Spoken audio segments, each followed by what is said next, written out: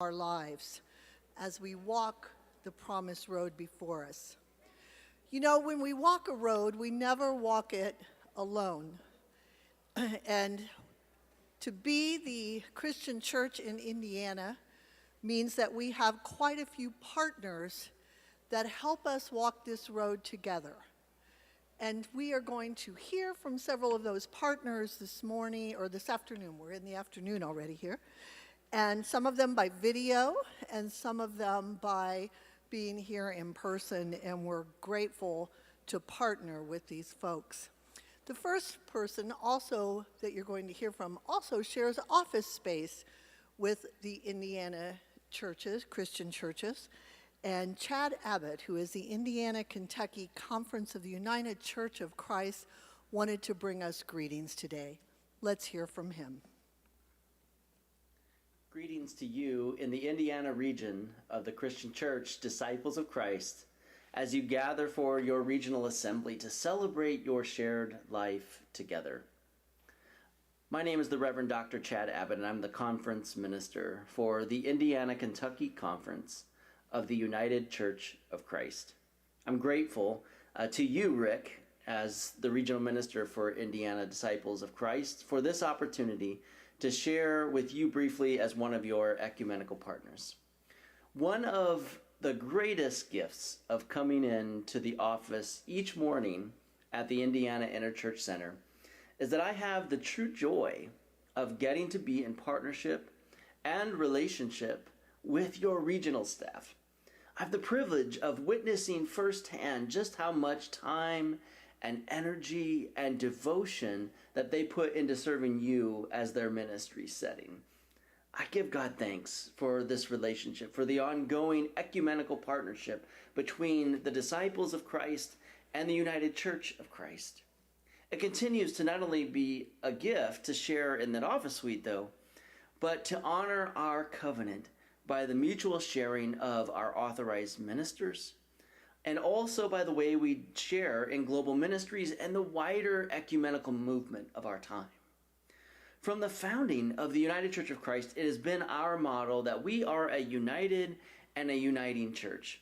And while we may not live that out perfectly, I do consider it a profound joy to see the ways in which our two great denominations are doing this hard work of uniting in a world that is so deeply broken and divided.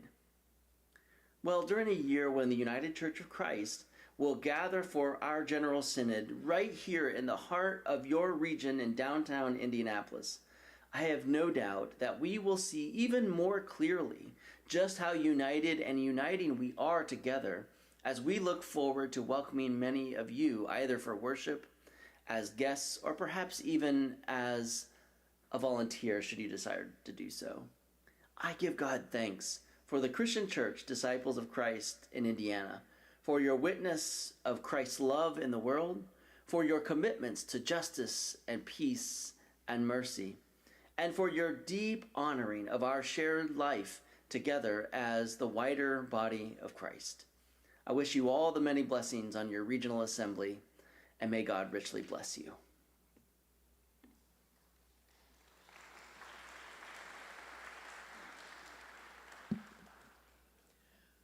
One of the partnerships that the Christian church in Indiana has is to be able to have one of the seminaries of our denomination, of our movement, here in Indiana.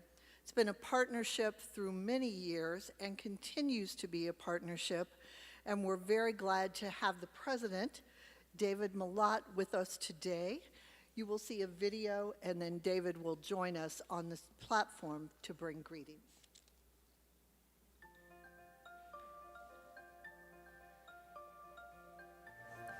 One of the things that I was so proud of about coming to CTS was coming to an institution that was outspoken about racial equality, about equality for gay and lesbian and bisexual and transgendered and queer people. We believe that every person deserves and comes with human dignity.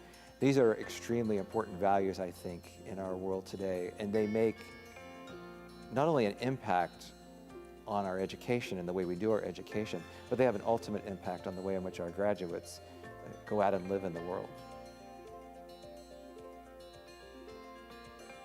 I think theologians are being challenged, and schools of theology are being challenged to engage the world more thoroughly.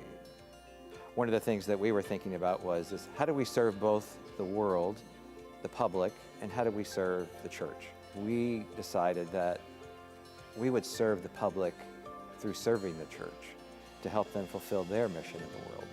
And if the churches are fulfilling their mission in the world, then I think we've done our job. As I often tell students, God comes to you where you are, not where you should be, not where you used to be, not where you will be, but God comes to you where you are. If somebody's thinking about coming to seminary, but they're not sure about what it is they want to do, or they feel like they don't have a plan, I would say that's absolutely fine, because this is the place where you can figure that out. This is the place where you can learn not only about whether it be theology or ministry or counseling, but you get to learn about yourself just as much. We offer, of course, the traditional degrees that you would expect in a seminary, the Master of Divinity degree, Master of Theological Studies, a Doctor of Ministry. But in addition to that, we have 2 wonderful counseling degrees in clinical mental health counseling and marriage and family therapy. And we have a PhD in African American preaching and sacred rhetoric. At CTS, you're going to find a context and a support system that will help you discern your future. If that weren't already enough, which is a pretty wide menu of degree programs, we also have the Counseling Center and the Faith in Action Project, which allow us to have direct interaction and service to the local community. For me, those combination of things together really create a pretty lively community and a lively set of opportunities for us, not only to think about the world and to think about our place in the world, but also to engage the wider community. I see all those elements of a Christian Theological Seminary thriving in the future. What excites me is that we have a group of people in CTS, the CTS community, which are tremendously dedicated to the work of CTS. You know, it's exciting to have a school that has a mission so large and so compelling that it needs everybody, and also to have a group of people who are equally eager to make this mission a reality.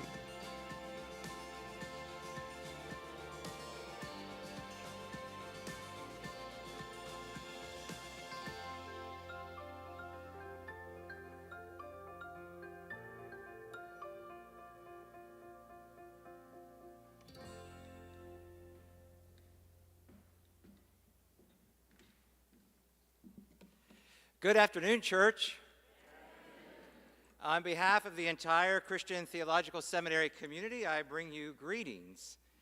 I am grateful to God for you and for your ministry in the world. Thank you, Julia, for that introduction, and thank you, Rick, for the invitation to be with you here this afternoon. Are you willing to serve God's transforming of the world?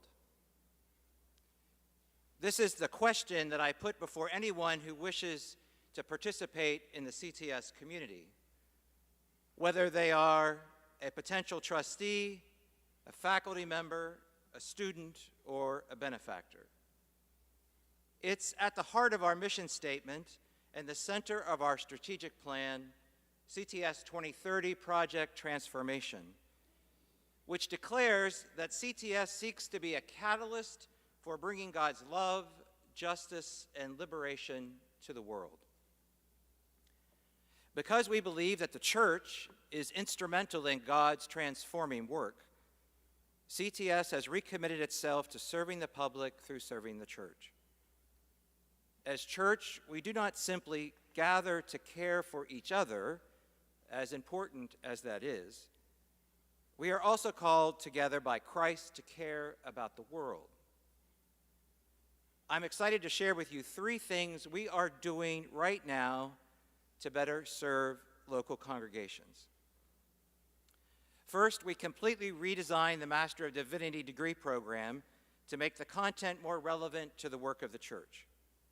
And we have designed the schedule so that a student could minister or continue working a full-time job while completing the degree in 3, 4, 5, or 6 years.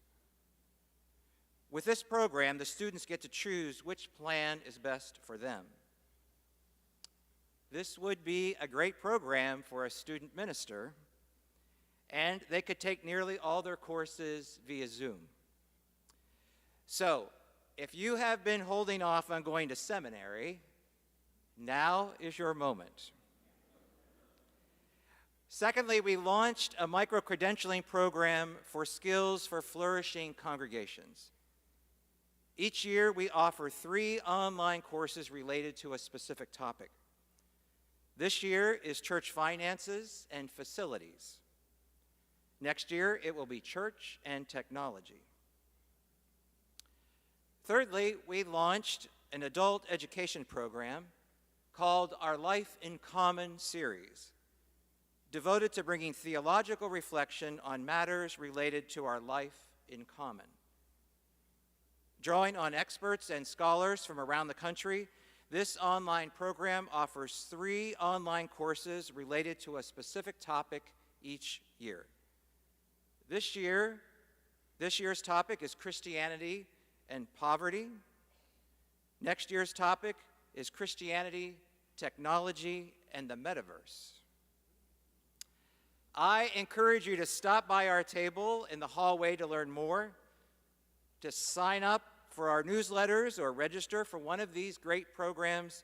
Go to our website, www.cts.edu. Blessings, Church, to you all for a beautiful and uplifting conference.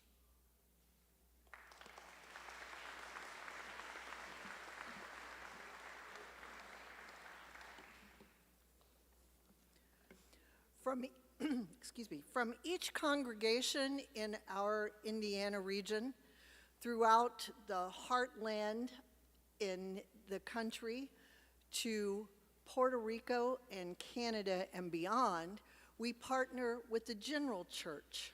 And the General Church is here to greet us today. However, the General President couldn't be here because she became a grandmother in Chicago yesterday to Zachary. So, little did she know she would become an ancestor right on cue for the Indiana region. But representing the General Church and the Office of General Minister and President, the Chief of Staff, Lee Hall Moses, will be joining us. There is a video, and then she will bring us greetings in person.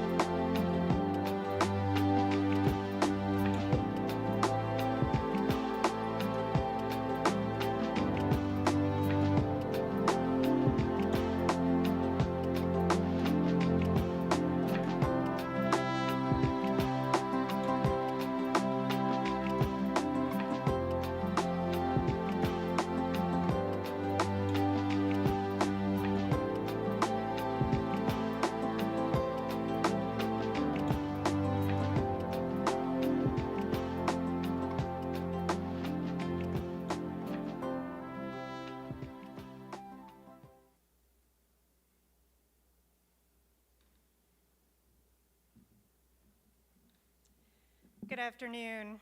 I do bring greetings from our general minister and president. Usually when I bring greetings, I like to tell folks where she is that day, representing us in ecumenical circles or celebrating ministry in some other part of the church. So I'm delighted that she's home holding a baby today, and I know that you rejoice with her as well.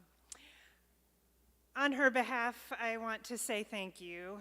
We are so grateful for the ministry that you do across this region and in your local context, finding new ways to imagine how God is calling us into this work together. So thank you for the ministry that you do. We are also so looking forward to gathering with you in Louisville next summer for the General Assembly, the first time the whole church will have gathered in 4 years. And it will be so good to gather there and to worship together and to learn together. There's a great lineup of speakers, worship, workshops, mission opportunities coming together. There's some important business coming before the assembly too. If you haven't heard about the Covenant Project, I invite you to go to disciples.org and learn more about some important changes that are being proposed to the way we make decisions together and the ways we gather. So look for information about the Covenant Project. Registration for the assembly will open in the next couple of weeks, so there'll be lots more details there at ga.disciples.org. There's a newsletter specifically for General Assembly news, so I encourage you to sign up for that so you'll be among the first to know when registration opens. I've got stickers and postcards at the table back there, and so please come get some, take them back to your congregation. Invite folks to gather with us in Louisville next year. Thanks.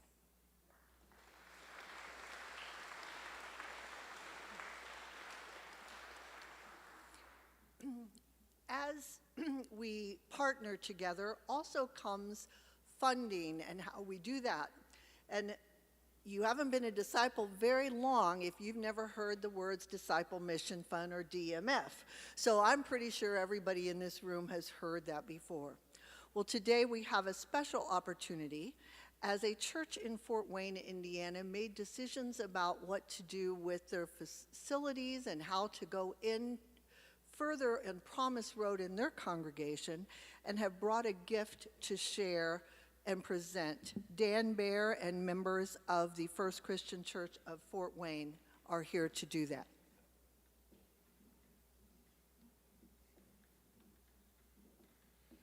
We're very glad to be here, and many of you may know that in the spring of this year, we sold our building of 70 years. And last fall, the congregation celebrated its 150th. So we're still here. We've been very involved in missions over the years and still are very conscious and directed toward that end.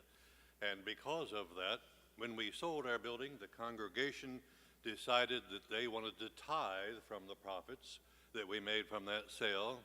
And we divided that tithe 4 ways, and 1/4 is going to missions for the disciples of Christ. And so come on up, and we present this check to you from First Christian Church Fort Wayne with love and hope for missions into the future.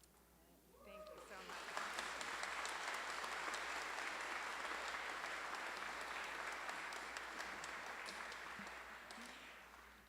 Let me just say on behalf of a grateful church, thank you for your generosity and for your witness. Disciples Mission Fund makes ministry happen around the world and transforms lives in your congregations and across the world, and we are so grateful for all your gifts. Thank you.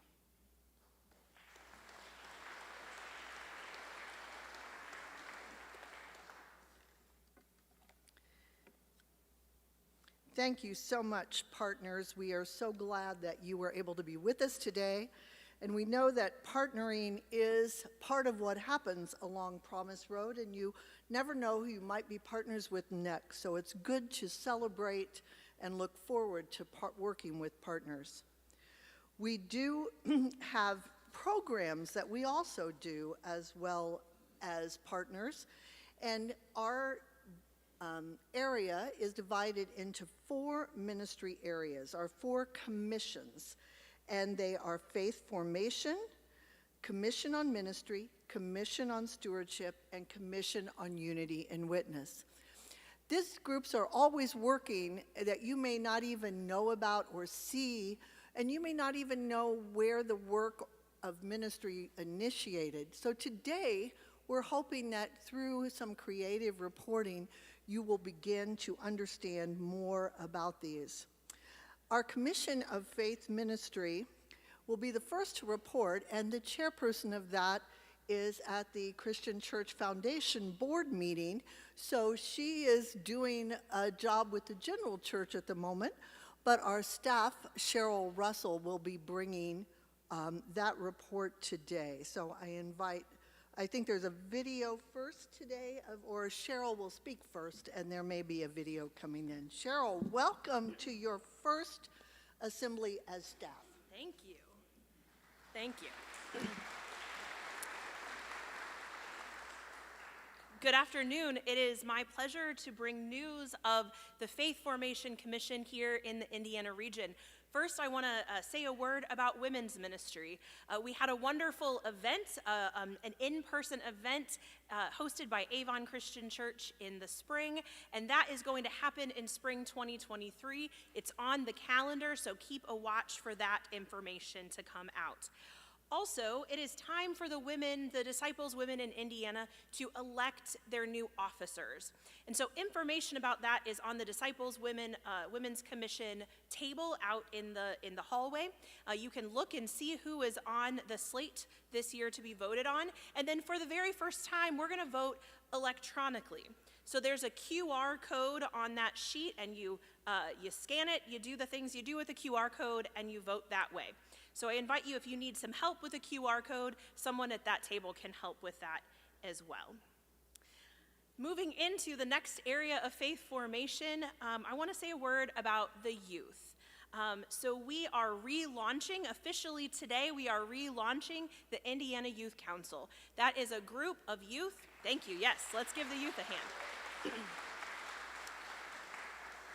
This is a group of youth. We know that youth are not just the future leaders of our church, but they are leading our church now. So if there are youth who have completed grades 6 through 11 who you think would be excellent leaders here in this region, I invite you to pick up a flyer from the Faith Formation table. Again, it has a QR code. The 2022 Regional Assembly is brought to you by the QR code. So there they can find information on the application as well as how to apply and what materials are needed. We are also working on a youth retreat that will happen in February at the Bedford Christian Camp and Conference Center. Don't worry, all of the cabins there have heat now. So we're not going to send our youth down there to freeze. So we're excited about that. In addition to all of that, at the table you will find some information on our faith formation grants. We have some churches around the region who have done some incredible and really creative things with faith formation grants, and I invite you to take a look at that.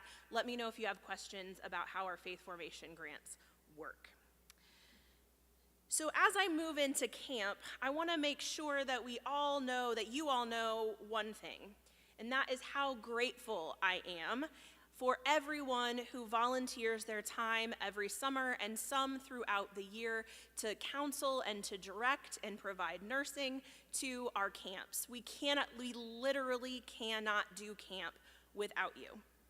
But I would also this afternoon, what time is it?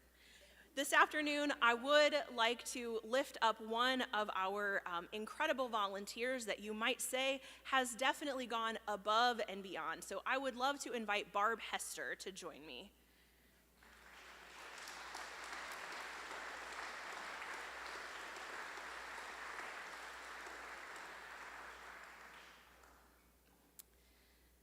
So if you all don't know Barb Hester, and I bet there are not very many of you out there who don't know Barb Hester, Barb is a member at Bethany Christian Church in Evansville, and I'm not even going to try to count all of the ways that Barb has been involved in camp throughout the years. I've known Barb, I'm not even sure when we met, but I'm sure I was a camper. It's been a minute ago. I counseled Barb's son at camp several years. Barb's just been part of our camping program for longer than she would care for me to mention. But here's what Barb did this summer. Barb volunteered to be the camp nurse at Bedford all summer. She spent all summer sleeping in a little room off the dining hall and providing our nursing and first aid care, but she did so much more than that, because here's what happens when you're the camp coordinator. You get a call from the camp nurse and you say, oh no, we don't like it when the camp nurse calls. But I would answer and I'd say, oh, hey Barb, what's happening? And she'd say, this is what's happening, but I took care of it. Every single conversation we had this summer was Barb saying, but I took care of it. I don't know what we would have done if Barb had not been at Bedford all summer. I probably would have been like burning up, 37 down to Bedford every single day if Barb hadn't been there.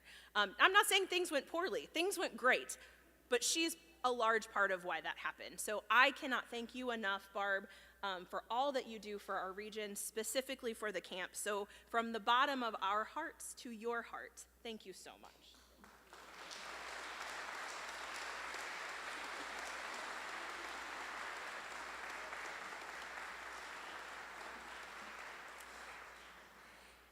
And speaking of camp, which is my favorite thing to talk about, I would wonder if you are able, if you will stand if you are a camper, counselor, or director in 2022 for camp. Or if you're not able, just raise your hand. Stand up if you are a camper, counselor, director for 2022. Thank you. Now stand up if you have ever been a camper in the Indiana region. Ever been a camper in the Indiana region? Ever. Stand up if you've ever been a camper in any region of the disciples, or any camp anywhere, I suppose. Stand up if you've ever staffed a camp as a counselor or director. Excellent. Camp has such a wide reach, and it is people like you can sit down now, thank you. It is people like you who send their kids from their church to camp, your own kids, who donate to camp scholarships, who volunteer their time. We can't do camp without you, and we are so, so grateful. In room 110, which is right next to the Faith Formation booth, I have a little testimonial section set up. So if you have ever been to camp, I would love for you to go in. I've written the directions on how to do this. Sit in the chair and just tell us what makes camp special and how camp has impacted your life. I would love it if you would do that so we can gather as many stories about how wonderful camp is. Now I'd like for you to stand up if you are volunteering right now to counsel camp this summer, 2023. Hey, okay. I was wondering how that would go. Okay, excellent. Excellent. I decided this morning that I would count how many counselors and directors I could get commitments from today, new ones, and I'm already up to 4 new commitments. So thank you, church. There are camp dates out for 2023, and they are on that table. Grab a flyer, grab 3 flyers, give them to your friends, hang them up at your churches. We can't wait to see you next summer. I could literally talk about camp all day, but I'm not allowed. So instead, if a picture is worth 1,000 words, a picture slideshow is even better. So please enjoy our report from Camp 2022.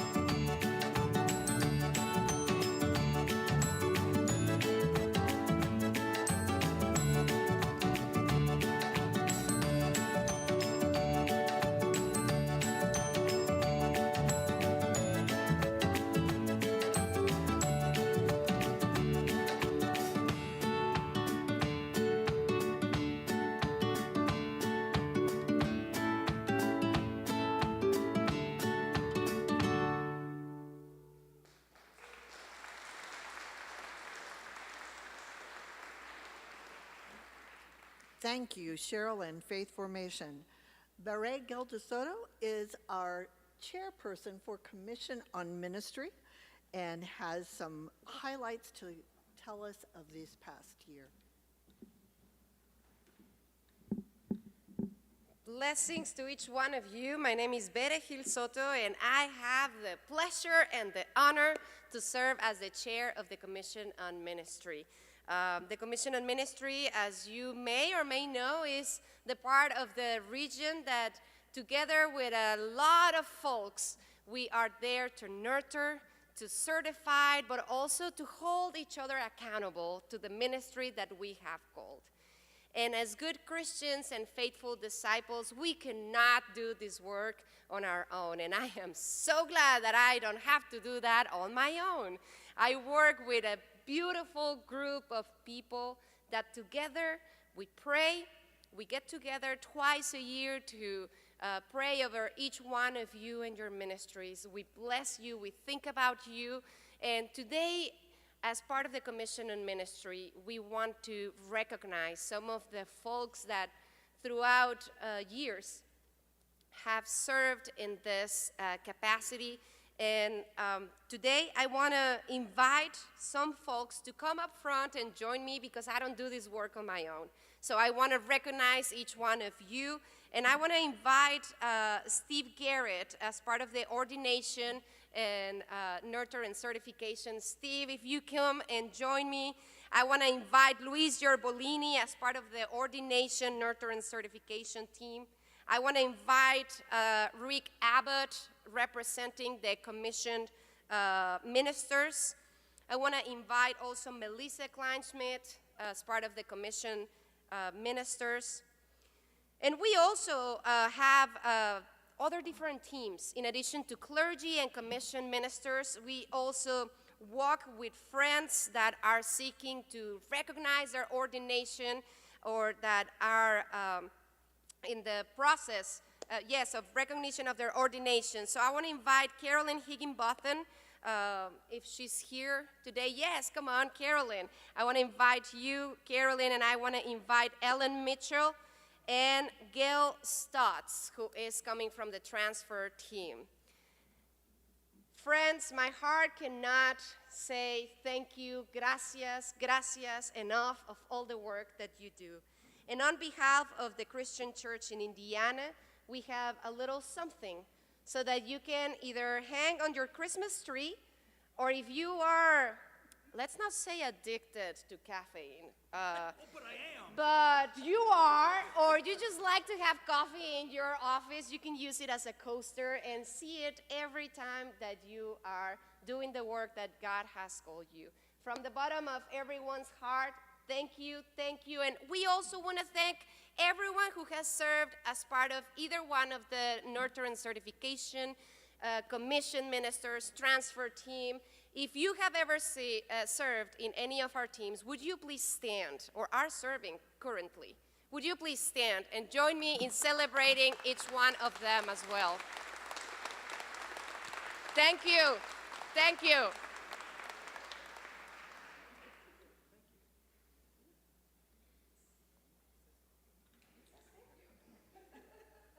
Thank you so much.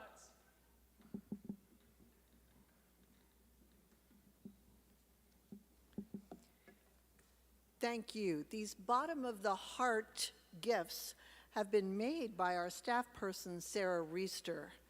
And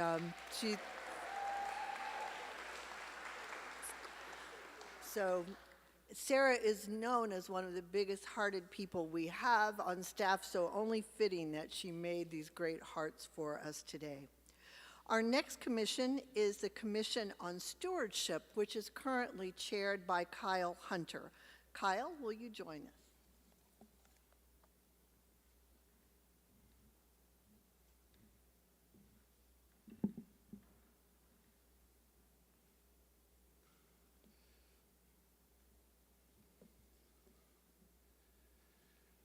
Well, I must begin by first apologizing that I don't have a video and I don't have a fancy QR code. But what I do have is the honor of bringing you greetings from the Commission on Stewardship. And that body has been put together to help us really to tell our story and then to make sure that we can continue to be the church that God is calling us to be. You may not be aware, but in this season, it seems as though costs are continuing to rise, and many of us continue to have challenges related to our ministry. Part of making sure that we can continue to do that work is to be the best stewards that we can be. And our team is focused on helping congregations tell those stories so that we can continue to be the church long into the future to do this beautiful work that God has given us. And there have been folks along the way that have lived into this vocation. And when we were thinking about individuals to recognize and to celebrate who have really lived into this work the clearest with all that they do, one name really rose to the top of the list. So I have the privilege, on behalf of the Commission on Stewardship today, to extend a heart, Sister Soto, what did you say? Not to admit that we may like caffeine a little more than others, but to also maybe hang on the Christmas tree, right? To none other than Reverend Bruce Barkauer.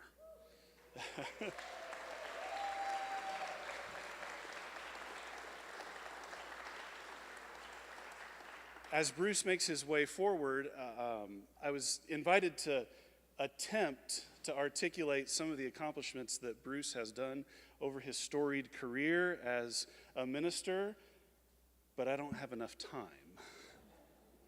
So instead, I get to extend that not only has Bruce lived into this calling, but he continues to give in many ways, not just through the Center for Faith and Generosity, but as well as giving his time to Flourish and to mentoring those grantees and many of us who go to this never-ending well of knowledge about what it means to tell our story through our stewardship. So on behalf of the church, thank you. Thank you. Thank you. I drink coffee for your protection. That's right. Thank you very much. Thank you. With that, I have the privilege of turning it over to Sarah Reister to speak a little bit more about Flourish.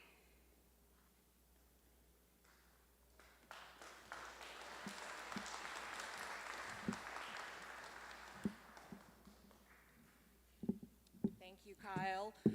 I am Sarah Reister. Yes, that's Sarah Reister. No, I'm just he is my dad, in case I get that question usually at least once a assembly. But I have the luck and the fortune of coordinating the Flourish program of the Christian Church in Indiana. We often refer to the program just as Flourish or as the Flourish program, but it is important and fitting today especially to refer to it as the Regions program, as the Flourish program of the Christian Church in Indiana, because Flourish, much like camp and several of the other things we've heard about, it wouldn't be possible without the participation of the full region. In the past 7.5 years, we've spoken a lot in numbers: 59 financial relief grants, 13 compensation support grants, 2 stewardship mini grants, 3 excellence in ministry grants, 8 supplemental grants, 28 days of financial literacy academy, focused on topics ranging from personal finance and congregational financial best practices to stewardship and generosity. But behind those numbers are the people. The regional boards from 2015 and 2018 and 2021, all of whom voted to approve the applications to the Lilly Endowment. Focus groups who helped design the program, Flourish committees who guide the process and review grant applications, church leaders who participate in financial literacy academies, and Indiana disciples who facilitate those financial literacy sessions, and, as you just saw Bruce, who have coached the grantees.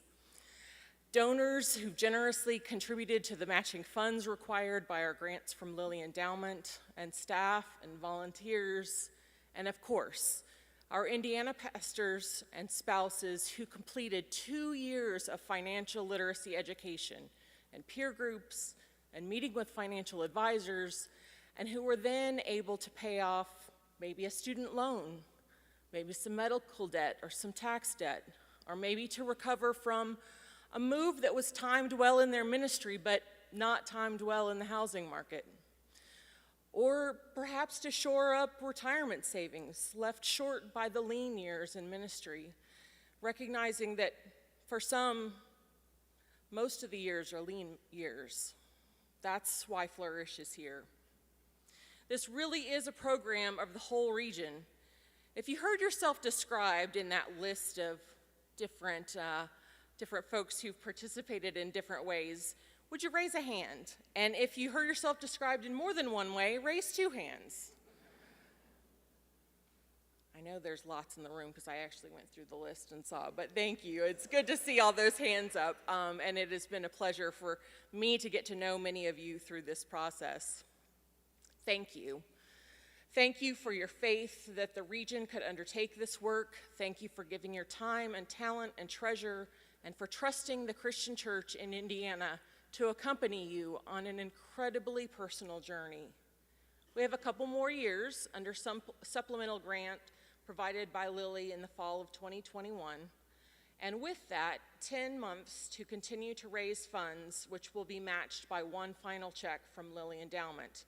There's a QR code for that too.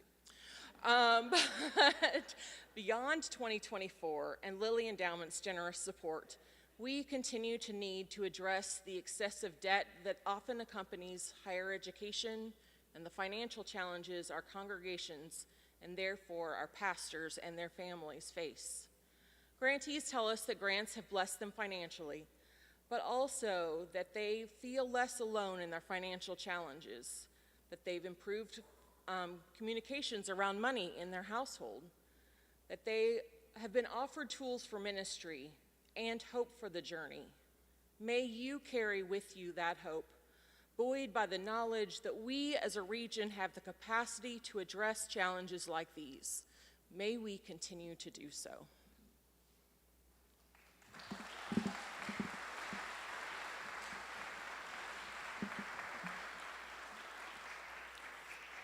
Thank you, Sarah, from the bottom of our hearts.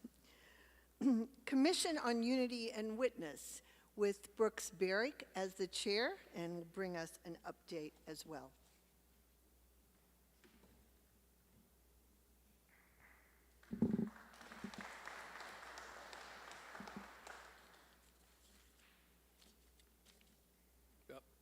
Excuse me, I'm sorry, I got a phone call. Hello? Yeah, this is the Commission on Unity and Witness for the Christian Church in Indiana. What have we been doing? Well, this last year we awarded 2 reconciliation grants to the congregations to do the good work of anti-racism, pro-reconciliation in our region. And we began the 2nd session of the ARPR training required of disciple ministers here in Indiana. And we were successful in a search to hire reconciliation program coordinator, Candace Boyd Simmons. Boy, were we lucky. All that made possible by our subcommittee chair, Dr. Preston Adams. Well, what else have we done? Well, Amy Vanderford, our subcommittee chair on issues of justice and peace, has been busy loading our webpage with resources for congregations and individuals. You ought to check it out. Also, she's been attending several conferences to better inform herself to be able to share to a wider audience across our region. Yeah, we've done more than that. Dawn Barnes, the subcommittee chair for environmental issues, has been working closely with the Green Chalice to establish relationships with congregations, and yep, you guessed it, more information on our website. I hope you have a chance to check out in the exhibition hall the tables they have set up. She's also was successfully trained as an educator for Blessed Tomorrow ambassadors. Oh yeah. Still, we've got the Mexico initiative going on, and Kimber Martinez set up a region-wide Zoom we called Conversation with Neighbors. Those times were really informative as people from the border and local agencies shared stories with us. In fact, I hear that Kimber is planning the big read coming after the first of the year. Hope you join us in those. Yeah, we're deeply interested in ecumenical issues as well. Nick Orange, our subcommittee chair in that area, has reached out to other faith groups and congregations who are sharing space with other faiths to see how congregations may strengthen their ministry in that area. No, I'm not going to forget Sarah Gershon, our subcommittee chair for community ministries. Well, she's really busy working on her CTS degree. She is also working in a local congregation exploring ways they and other congregations can do justice work in their own locality. Of course you can join one of the subcommittees. We would love to have you join the good and yet sometimes difficult work of justice in the name of the Indiana region. Oh, and me? Well, I surround myself with the best of the best to help bring assistance to the Indiana congregations and parishioners who have the heart for this blessed work. Oops, I think I'm going to have to go. My regional minister's doing this. I think he wants me to stop talking. So I better go for now, but look us up on the Indiana Disciples website. We have a lot of information to share with you. Blessings.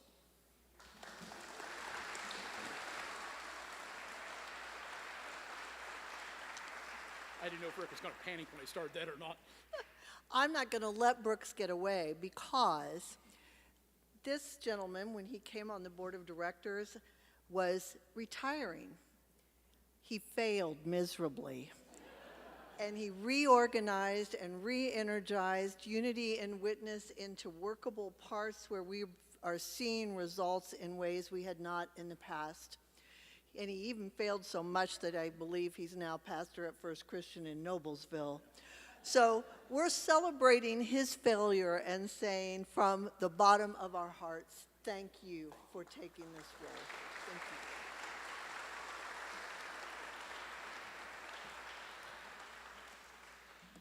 I think the Indiana region's got something going on.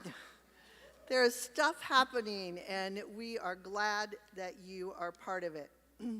So we next come to our procedures, which are kind of that business that we have to take care of to be part and official and say that this happened. And so I invite you to turn in your program books to page 1112, which give the way that are the rules of our assembly and our voting procedures. We trust your capacity to determine whether you are eligible to vote, either as a recognized minister or one who has been designated as a congregational representative in the categories listed on page 11. We will be having the minutes, a financial report, and electing a new board of directors today. When each of our business items are completed, there will be a vote or an approval. So at that point, you will vote by saying yay, opposed, no.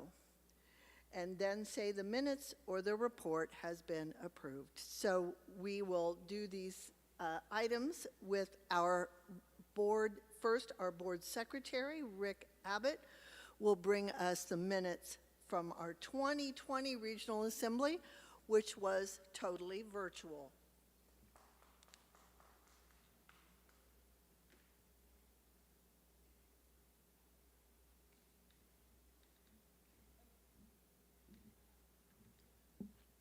Greetings. I bring greetings from Southside Christian Church, where I am serving as one of the co-pastors. These notes, if you'll turn in your booklet to page 13, pages 13 and 14 are the minutes, and they were produced by Michelle Hall, my predecessor. These are really well done, and I've been grateful to her to be able to follow her as secretary. She did such a good job that it was a good example for me. Do you have any questions about these? I assume that you've had time to read them. It's a joke. Well, you never know. Some people read them. I read them. most of the time. Do you see anything that you have as a question? If not, I will turn this over to our moderator. You've received the minutes of the 2020 Assembly.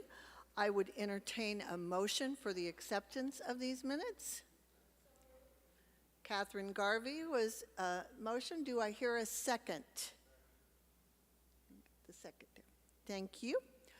All those in favor of approving the 2020 minutes of the Regional Assembly say aye. Aye. Those opposed, nay. The minutes have been approved. Jared Trulinger has served as our finance chair during this last 2 years. Maybe it's been 4. It's 4, yes. And he will be bringing your financial report today.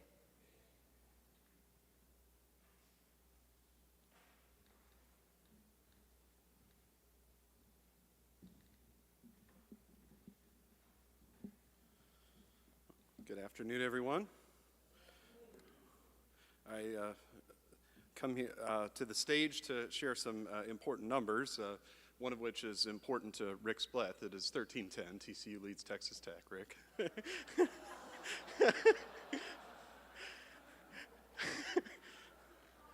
All right.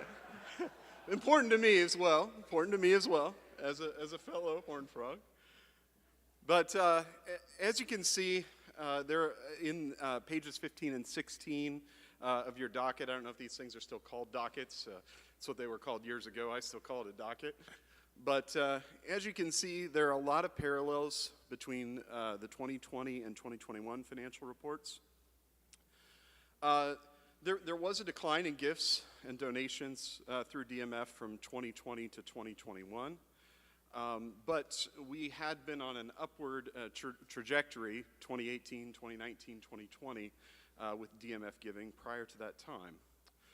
Once again, though, our net assets increased in part because of increasing value of our investments over that time. Assets in the final financial reports for 2020 and 2021 include the region's Barbie Legacy Fund. The Barbie Legacy Fund continues to support our camps and conferences in the forms of annual gifts to the Bedford Camp and Conference Center and the Geneva Center. The 2022 annual gifts will be $27,625.50 to each of the 2 camps, as one of those things that, in terms of the region's finances, through the Barbie Legacy Fund, that I really enjoy seeing every year when those funds do go out. Additionally, the regional board, as you know, voted to financially support the construction of a new pool at the Bedford Camp and Conference Center with a gift separate from the Barbie Legacy Fund of $100,000. The funds that we have in the region are being used to reinvest in the ministries that we do. We do administer 3 loans for congregations. All remain current and in good standing. Loans payable have declined in balance by over $170,000. Part of that is from payments made by the 3 congregations, but the other portion was the PPP loan, which the region received in 2020, that was forgiven in 2021. I understand that many of you may be just as interested or more interested in the current financials of the region, so I want to take just a tiny bit of time for that. Through the end of July, income was over $22,000 higher than what was budgeted, and expenses were only about $10,000 higher than our budget in this time of inflation. DMF giving was a little higher than the budgeted amount at this point as well. The region remains in a strong financial position. I'm thankful to have worked with such a great regional staff, regional board, and finance committee. Also Treasury Services and the great work that they do.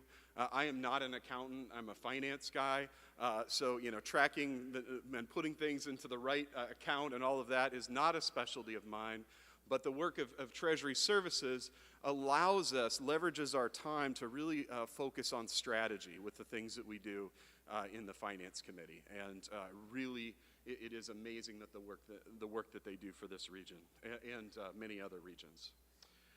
With this market's decline, we've also seen some corresponding declines in the values of our investments. That's unsurprising. However, staying over the long course has been the best thing that the region has done, and we are continue to do very well financially compared to most nonprofits. It has been an honor to serve as your treasurer and finance committee chair over the past 4 years. Thank you for your continued financial support of the Christian Church Disciples of Christ in Indiana. And my final request as treasurer is that you and your congregations continue to generously support the region through the Disciples Mission Fund gifts, so that we remain in the strong financial position we have been, and we continue to reinvest in the work that we do together. Any questions from anyone?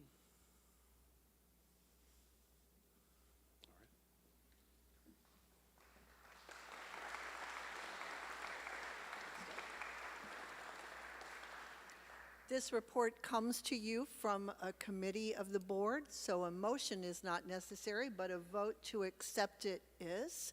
Once again, any questions before we take the vote? All those in favor of accepting the finance report brought forward by the Finance Committee say aye. Aye. Those opposed, nay. The finance report has been accepted. Thank you, Jared, for taking a break during that TCU game and coming in here.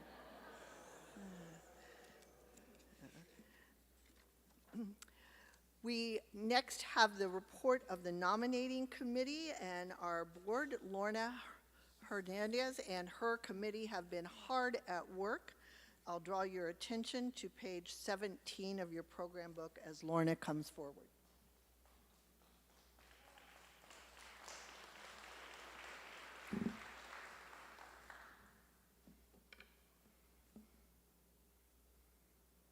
Gracias, señora moderadora. And buenas tardes a todos y todas. I call on your attention to the nominating committee report that is found on page 17, as Julia mentioned, of your program book. There you will find the names for the new board who will begin their terms on January 1st, 2023. Not 2019, as is indicated on that page. Actually, this is the day that we are turning back our clocks, right? But really not that far. So, the following outstanding leaders of our church come to you as nominees to serve a 2-year term on the regional board, pending election by this assembly. And as I read the names of our nominees, I invite them to stand. And the nominees for officers of the region are Luis Gerbolini. There he is back there. Luis is from Indianapolis and our nominee for the position of moderator of the regional board. Luis will be serving his first term as moderator. Thank you, Luis. Lorna Hernandez, yours truly, from Indianapolis, is seeking re-election to serve as vice moderator for a 2nd term. Jessica McCracken. There's Miss Jessica. Jessica is from Fishers and the nominee for secretary. Jessica will be serving her first term in that role. Thank you, Jessica. And then we have Eric Broderidge. Eric, there's Eric. Eric is from Muncie and our nominee for treasurer. Eric will be serving his first term on the board as well. And now I move to the chairs of our 4 commissions. And we have Melissa Kleinschmidt. There's Melissa. Melissa is from Winchester and nominee as chair of the Commission on Faith Formation to serve her first term. Bere Gil Soto. Quite a following. Betta is from Indianapolis and nominee as chair of the Commission on Ministry, and Betta is seeking re-election for a second term. Thank you, Betta. And then we have Kyle Hunter. There's Kyle.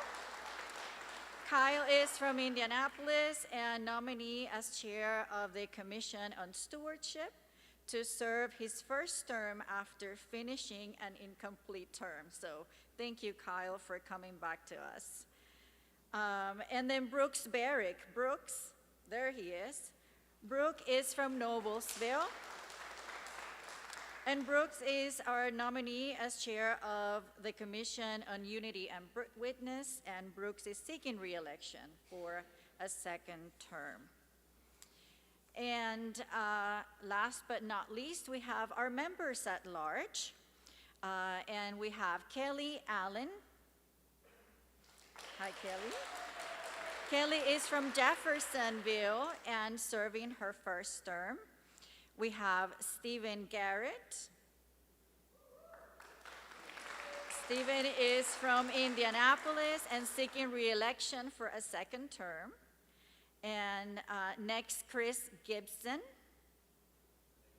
Oh, that's right. Chris couldn't be with us today. Chris is from New Albany and serving his first term as well. Then we have Brian Gould. Brian is from Shelbyville and serving his first term. Thank you, Brian. And we have Stella Lee. Stella is from Indianapolis and seeking re-election for a second term. Denise Rogers. Denise is unable to be with us today due to a prior commitment. And Denise is from Indianapolis and serving her first term. And we have Elaine Scaife. Elaine is from Indianapolis and seeking re-election for a second term. We are grateful for these courageous and committed individuals and their willingness to serve in our region and church. And thank you to the nominating committee members for their service and support. And Madam Moderator, this is the report of the nominating committee and nominees for the consideration of the Assembly.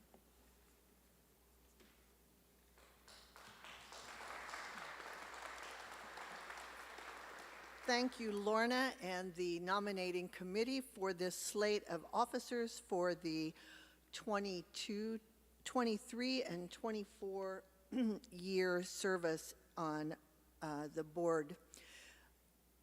This comes nominated from the committee, so there is not a motion needed, but a vote is needed. All those in favor of accepting the slate as presented by our nominating committee say aye. Those opposed say nay. The officers have been elected.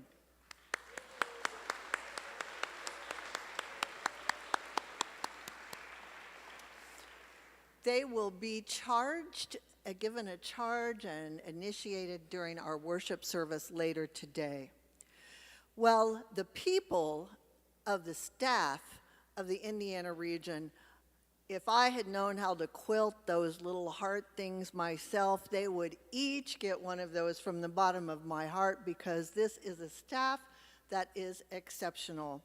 Welcome to the stage Rick Spleth, Carolyn Reed, Cheryl Russell, Sarah Reister, Candace Boyd Simmons, and Sandy Kincaid.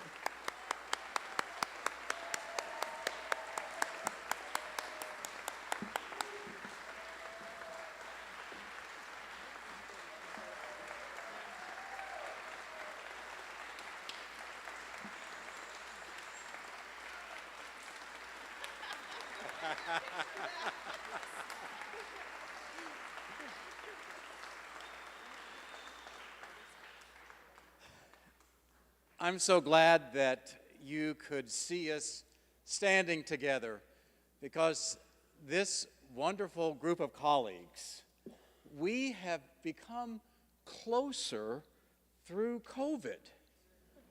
of all times. And here's why. We knew that when we separated to work from our homes for a long time, that we needed to do something to stay connected. So we began each day and continue to do so in devotional, Bible, and prayer. And that's brought us closer. We used for the first year Wellsprings of Hope that Rick Lowry edited, and that was great. And this last year, we've used Liberating Love by Shonda Jha, and I would commend both books to you.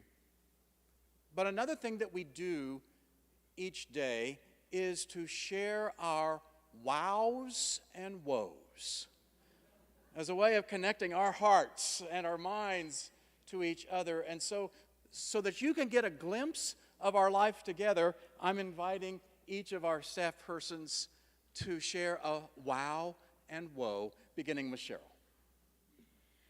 My wow is that this year in 2023, over the summer, we had over 300 campers, over 80 staff people across 12 camps, across 5 weeks, and 2 locations of camp. And our youngest camps were so big this year that we are adding another camp to it. Yeah. The woe that goes along with that is that we always need people to staff these. Some of these camps we can't have, all of these, none of these camps we can have without staff. So my woe is like, we really, really need you this next summer.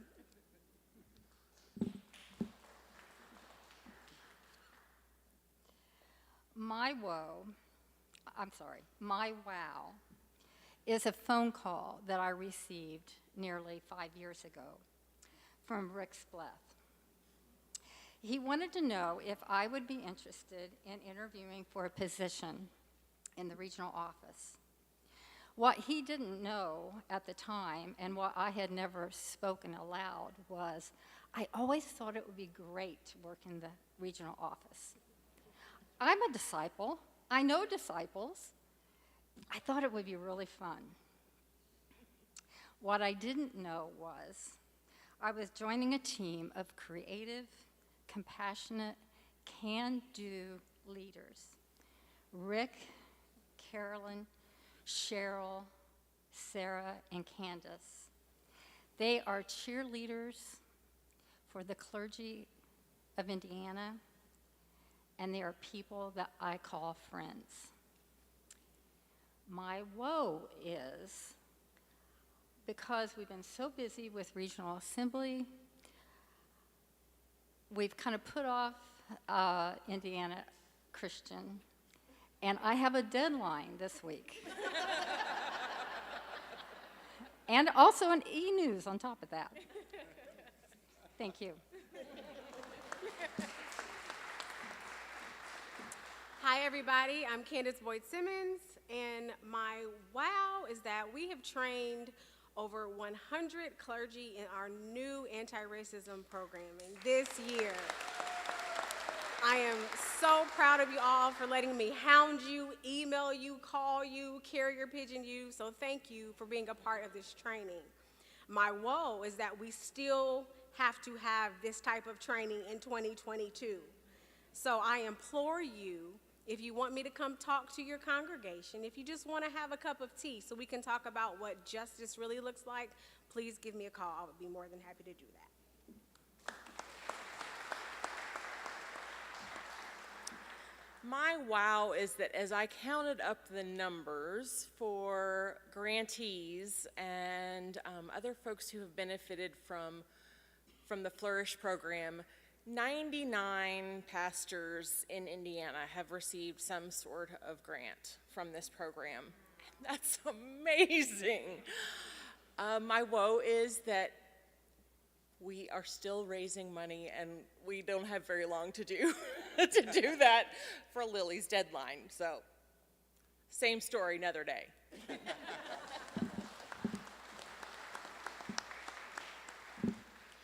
I'm Carolyn Reed.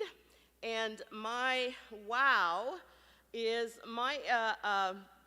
what I get to do most in ministry is work with clergy and congregations, which is great because that's what I love doing. And so I want to recognize and have you all meet any clergy who are serving in any capacity, not just congregational clergy, but if you're new to Indiana in a position in the last couple of years or so, could you stand and just be recognized? We are grateful for our new clergy in this region.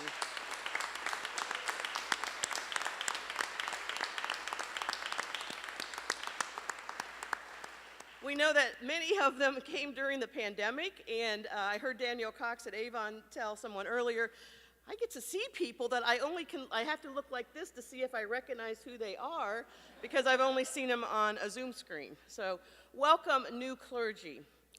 And my woe is every day, even on days off, it seems like, frequently, Rick and I are discussing search and call.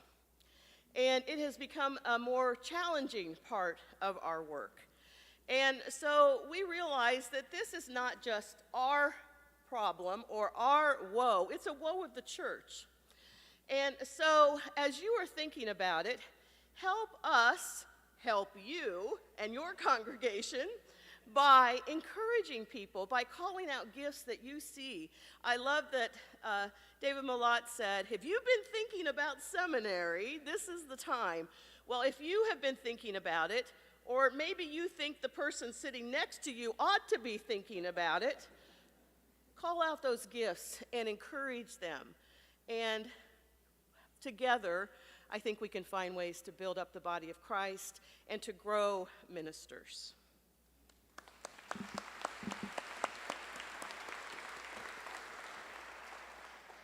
My wow is our newest staff person, Cheryl Russell, who joined us at the beginning of this year. And I've had regional colleagues in other places who've asked me, where did you find Cheryl Russell? And my answer is, we grew her. Because Cheryl grew up in the Zionsville Christian Church. She went to our camps. She went through our nurture and certification program. She went on a regional trip to the Congo and to Mexico. We grew her and made her equipped to do the work that she's doing now with great joy and enthusiasm. We need to grow some more Cheryls. And we can. But it's in your congregation that we find those persons who can eventually give leadership to all of our churches. So that's my wow. My woe is that after 5 years, Sandy Kincaid is coming to an end in her time on our staff, retiring at the end of this year. And we don't know how we are going to exist without her. All the creative touches around this assembly and the Indiana Christian and everything that comes to you, all of that's Sandy. And so, Sandy, we want to say thank you to you.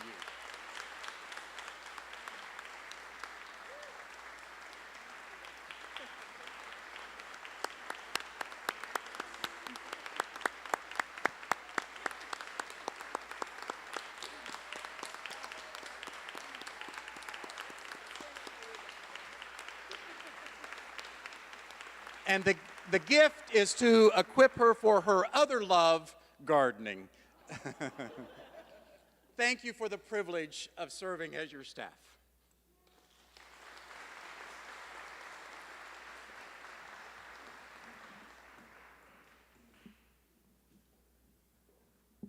You feel like it's time for a break? I think it is, because our last thing of the day will be a wonderful worship with more inspiration coming your way and a chance to share at the table. Promise Road will continue. You have about a 15-20 minute break. Get out your phones to use those QR codes out in the table area, and we'll see you back in 20 minutes.